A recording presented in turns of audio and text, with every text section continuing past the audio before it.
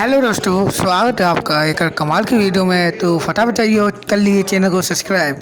आज की वीडियो में मैं लाया हूँ आपके लिए कमाल का फ़ोन जिसका नाम है Vivo s10e, जो कि एक नया फ़ोन है और ये जल्दी ही लॉन्च होने वाला है। इसमें आपको 6.44 इंच की फुल HD डिस्प्ले मिलेगी जो कि काफ़ी अच्छी है, और इसमें आपको AMOLED डिस्प्ले मिलेगी जो कि आपको देख सकते हैं आपकी AMOLED डिस्प्ले कितनी अच्छी होती है। इसमें आपको 90 हर्ट्ज की रिफ्रेश रेट मिलेगी जो कि आप सोच सकते हैं कितनी अच्छी एंड कूल होती है।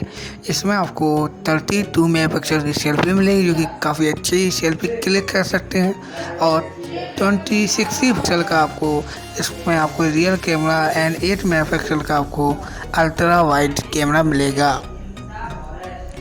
और इसमें आपको प्रोसेसर की बात करें तो MediaTek Dimensity 900 आपको प्रोसेसर मिलेगा, और इसमें आपको 4000 की mAh की बैटरी एंड 44 वाट्स की फास्ट चार्जिंग मिलेगी।